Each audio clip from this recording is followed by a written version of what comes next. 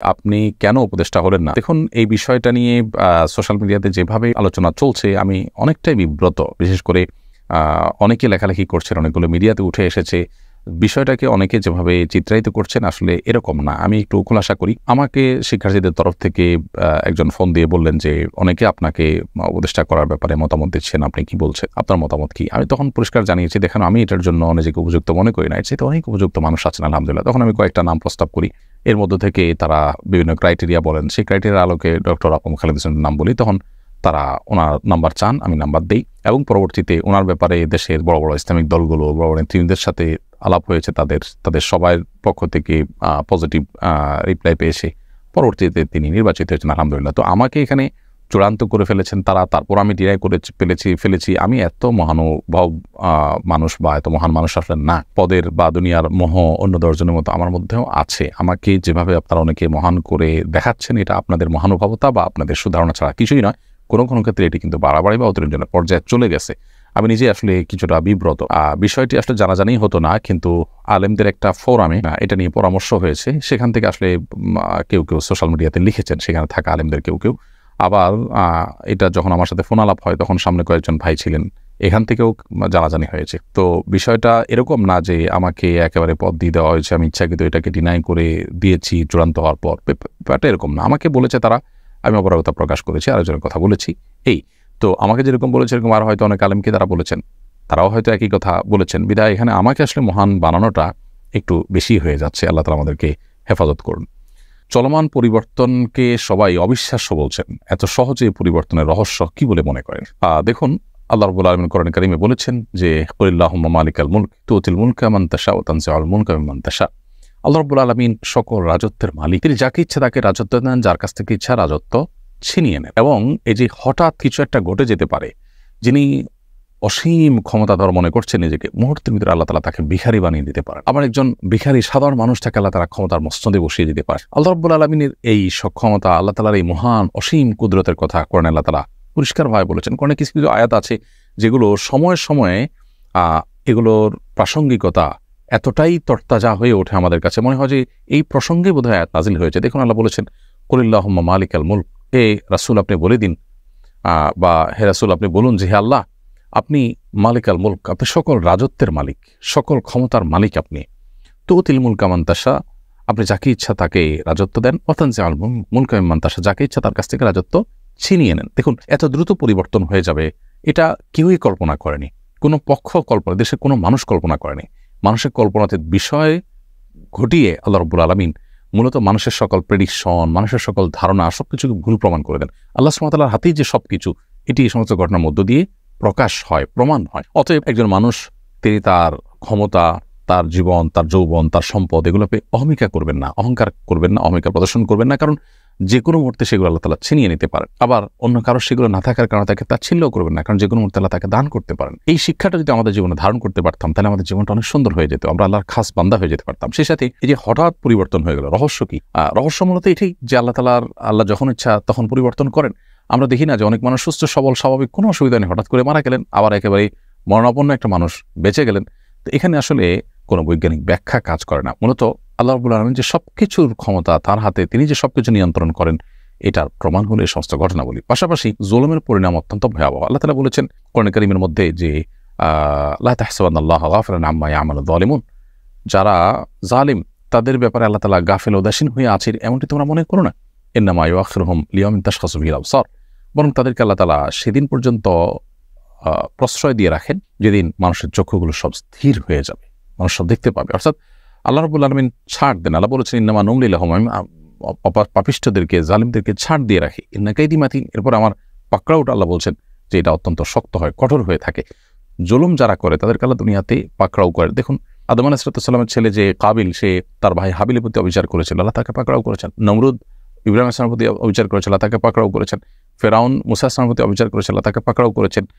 নূহ আলাইহিস সালামের প্রতি তার জাতি অবিচার করেছিল, তাদের পাকড়াও করেছেন। আদ সামুদ জাতি তাদের নবীর প্রতি পাকড়াও অবিচার করেছে, তাদেরকে আল্লাহ পাকড়াও করেছেন। ফেরাউন আমাদের নবী সাল্লাল্লাহু আলাইহি ওয়াসাল্লামের সাথে আবু জাহাল, আবু লাহাব বা সাইবা, তারা অবিচার করেছে। মুসলমানদেরকে প্রতি জুলুম করেছে, আল্লাহ তাদেরকে পাকড়াও করেছেন। একসময় পৃথিবীর বড় বড় পরাশক্তিগুলো, আমরা জানি তাতারিরা, অনেকেই পৃথিবীতে একেবারে নিজেদেরকে অপরাজেয় শক্তি মনে করেছে, আল্লাহ তাআলা তাদের সবার দম্ভচূর্ণ করেছেন। সো জুলুমের পরিণতি অত্যন্ত পরিষ্কার। যারা জুলুম করে দুনিয়াতে কিছু অপরাধের শাস্তি নগদ দিয়ে থাকেন, জুলুম যারা করে তাদের এই জুলুমের শাস্তিও আল্লাহ তাআলা নগদ দিয়ে থাকেন। এটা এমন একটা শাস্তি যে নবী সাল্লাল্লাহু আলাইহি ওয়াসাল্লাম হাদিসে বলা হয়েছে যে আখিরাতের শাস্তির পাশাপাশি নগদ দুনিয়াতেই পরিণতি ভোগ করান সেই অপরাধগুলোর মধ্যে একটা হলো জুলুম। অতএব আমাদের ব্যক্তিগত পর্যায়ে আমরা যেন কারোর প্রতি জুলুম না করি, কোনোভাবে অবিচার না করি, কারো হক নষ্ট না করি। এই যে হঠাৎ করে পরিবর্তন আল্লাহর কুদরতের প্রকাশ এবং জুলুমের পরিণতি ভাবেই আকস্মিকভাবে চলে আসে। কোরআনে বিভিন্নভাবে আল্লাহ তাআলা বলেছেন যে তারা কি নিশ্চিন্ত হয়ে গেল যে হঠাৎ করে আল্লাহর আযাব তাদেরকে পাকড়াও করবে, আল্লাহর পাকড়াও এসে যাবে হঠাৎ করে, এই ব্যাপার মানুষ নিশ্চিন্ত হয়ে গেছে। পরিস্থিতি যেটা তৈরি হয়েছে সম্পূর্ণ আল্লাহ তাআলার ফায়সালা এখানে ছিল, আল্লাহ তাআলার সিদ্ধান্ত এখানে ছিল। অতএব সেই অনুপাতেই সবকিছু হয়েছে। একজন ইমানদারের এখান থেকে শিক্ষা গ্রহণ করার এবং সেখান থেকে নিজের ইমানকে বৃদ্ধি করবার যথেষ্ট উপাদান রয়েছে। নতুন সরকার আসার পর মানুষ অনেক বেশি উচ্ছ্বসিত দেখা যাচ্ছে, অনেকেই তো এটাকে আল্লাহর প্রদত্ত নিয়ামত বলছেন। এগুলো কি বাড়াবাড়ি নয়? দেখুন, অতিরিক্ত উচ্ছ্বাসিত হচ্ছে মানুষ, এটা পরিষ্কার। কেন এত উল্লাস, কেন এত উচ্ছ্বাস মানুষের মধ্যে, সেটা দেখতে হবে। ইতিমধ্যে গণতান্ত্রিকভাবে নির্বাচিত অনেকগুলো সরকার আমরা দেখেছি। আমাদের দেশের স্বাধীনতার পর যতগুলো সরকার এসেছে, গণতান্ত্রিকভাবে নির্বাচিত সরকার আসার পরও মানুষ এতটা উল্লসিত, অর্থাৎ নিজের ভোটটা দিয়ে মানুষ সরকারকে বসাতে পেরেছে, এরপরও মানুষকে এতটা উল্লসিত এবং এতটা আনন্দিত হতে দেখা যায়নি এবার যতটা আনন্দিত। কারণ কি? এর কারণ হলো বিগত 50 বছর ধরে স্বাধীনতার পর থেকে নানাভাবে সাধারণ মানুষ প্রতারিত হয়ে আসছে।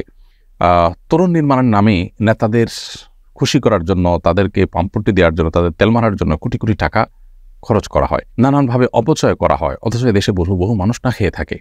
নানা বৈষম্য এদেশে, নানা অবিচার এদেশে চলে। যার লিঙ্ক আছে, যিনি ক্ষমতাসীনদের সাথে ভালো সম্পর্ক রাখতে পারে তিনি অনেক ভালো থাকেন, আর যিনি রাখতে পারেন না তার অবস্থা একেবারে খারাপ থাকে। ঘুষ, দুর্নীতি, অপশাসন এটা মানুষকে অতিষ্ঠ করে তুলেছে। নানাভাবে মানুষ অন্যায় এবং অবিচারের শিকার।